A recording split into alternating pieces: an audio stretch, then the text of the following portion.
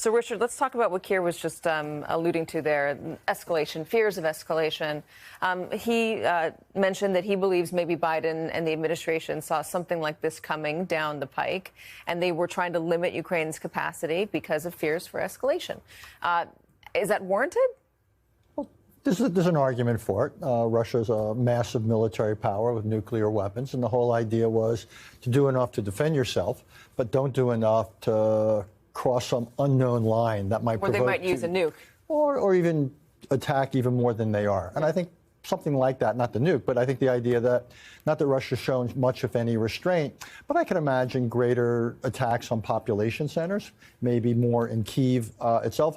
This in some ways humiliated Putin. It wasn't something that was on his bingo card.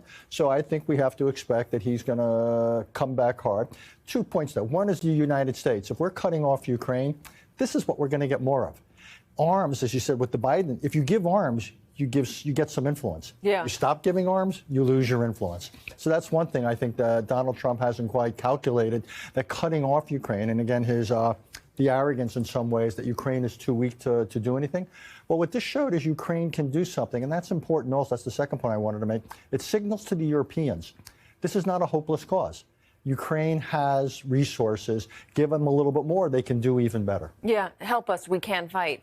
Let me talk about the bigger picture here, because what this exemplified is the same as what we saw with the pagers. I mean, it's a new type of warfare, one that doesn't cost so much, requires a little bit of planning, yes, but that leaves a lot more than just these individual countries or individual combatants vulnerable.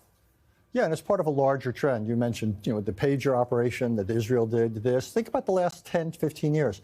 Cheap, relatively cheap surface-to-air missiles that could, missile that costs $50,000 or $100,000 can knock down a plane that costs $25 million. Same thing with ships. Anti-ship missiles, relatively inexpensive, can go after big battleships and so forth. So what we're seeing is the proliferation of very inexpensive, effective weapons. If even only a small percentage of them are work, that can be a game changer. So it raises fundamental questions for the United States. Why?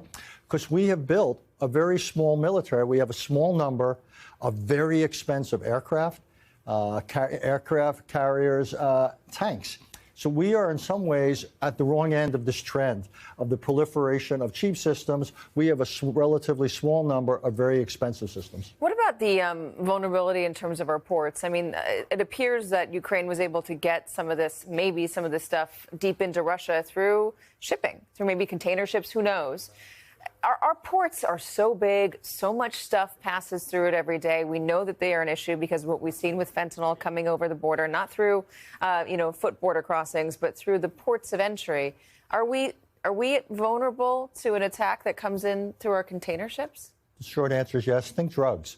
Think about how easy it is relatively for drugs to get into the United States through our ports. The land borders are one thing. They're porous, but there's things you can do, as we've seen.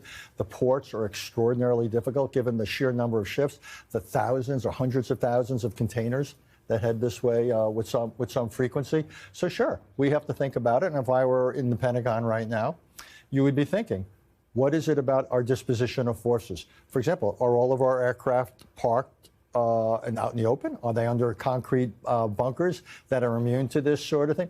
I would hope that people are working overtime in the five-sided building to think about what they could do to reduce our vulnerabilities. I wonder if they're getting AI involved in this. I bet you they are. Richard Haass. Maybe they should be. Thank you so much. Appreciate it.